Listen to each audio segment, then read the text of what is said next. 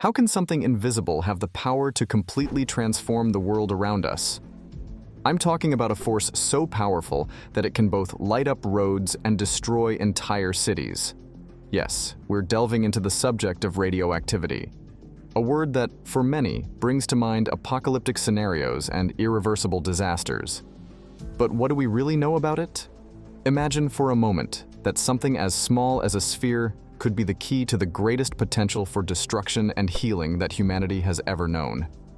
Well, that's not just a science fiction story. It actually happened in the 1940s when two physicists lost their lives and many others suffered serious consequences for venturing too close to this incomprehensible force.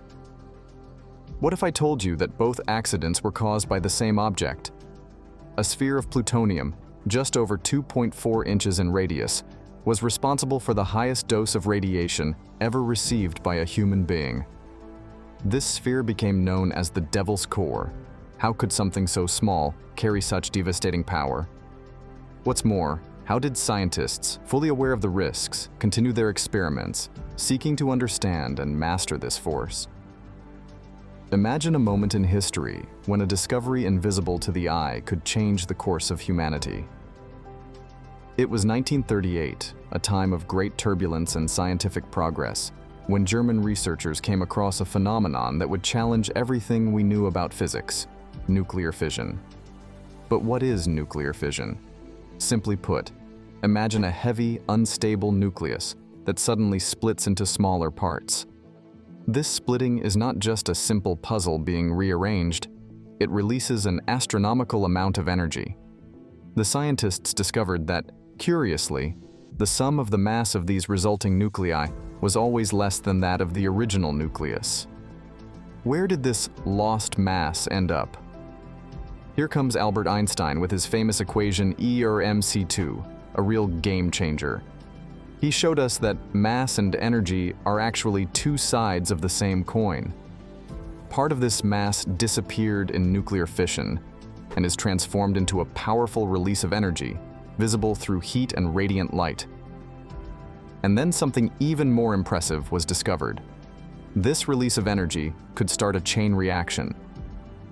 When an unstable nucleus captures a neutron, it splits, releasing more neutrons, which, in turn, can be captured by other heavy nuclei, perpetuating the process. It was then that scientists realized the frightening potential of this discovery. A controlled chain reaction could be the key to a new form of energy. But in the wrong hands, it could become an unprecedented weapon of mass destruction. Imagine the impact of this realization.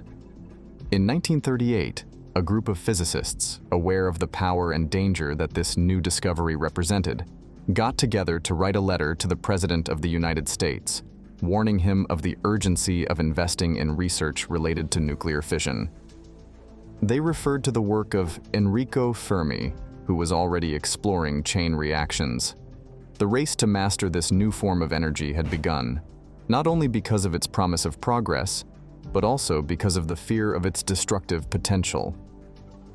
In 1941, an element called plutonium was discovered, quickly becoming a key piece in the chessboard of war and science. This element not only opened doors to new scientific horizons, but also became one of the main components of nuclear weapons. Have you ever wondered how a nuclear bomb is made? The United States, realizing the potential of plutonium, launched the Manhattan Project, an initiative that brought together some of the greatest physicists of the time, including renowned figures such as Oppenheimer, with a single goal in mind: to create the first atomic bomb. And so they did. In 1945, the world witnessed the devastating power of these weapons when two nuclear bombs were dropped on Japan, in Hiroshima and Nagasaki, changing the course of history forever. But the story didn't stop there. While the United States was preparing a third bomb, Japan's surrender meant that plans changed. This third bomb, nicknamed Rufus, was never used in combat, but that doesn't mean it had no victims. Curiously, the plutonium core intended for this bomb ended up becoming the protagonist of post-war experiments that sought to better understand the nuclear chain reaction. One of these experiments, conducted by physicist Harry Daghlian, showed us the dangerous limits of manipulating the critical nucleus. Daghlian was exploring how close a material could come to becoming supercritical, i.e., starting a self-sustaining chain reaction, when an accident caused it to be exposed to a fatal dose of radiation. In a laboratory, where the glow of scientific curiosity lights up faces as brightly as the experiments they conduct, physicists explore the heart of matter, the atom. Among these explorers, one element stands out: plutonium, capable of triggering chain reactions so powerful that they can either power entire cities or destroy them in the blink of an eye. But what defines the boundary between a controlled reaction and an uncontrollable disaster? The answer lies in a concept known as critical mass. Critical mass is not just a number, it is the tipping point between stability and chaos. When an object made of fissile material, such as plutonium, reaches this critical mass, it has the potential to start a self-sustaining chain reaction. Under control, this can mean energy. Out of control, it means destruction. And herein lies the danger and beauty of nuclear physics, its immeasurable power. Experiments with this energy, however, are as risky as walking a tightrope. Harry Daghlian and Louis Slotin, two physicists whose courage and curiosity led them to confront the nuclear abyss, discovered this in the most tragic way. Both were fascinated by the possibility of controlling the uncontrollable, of dancing with the sleeping dragon of nuclear fission. They manipulated blocks of tungsten and beryllium semispheres around plutonium nuclei, trying to reflect neutrons and initiate controlled reactions. But in a moment of carelessness, they found themselves face to face with the unimaginable. Daghlian and Slotin weren't just scientists, they were tragic heroes of an era that explored the unknown. Their stories are grim reminders of the price of boundless curiosity. When Daghlian accidentally let the reaction become supercritical, a blue light and a wave of heat were the last things he saw before being consumed by the radiation. Slotin, for his part, saved his colleagues from a greater disaster, but at the cost of his own life. His last words and actions highlight the fine line between genius and recklessness.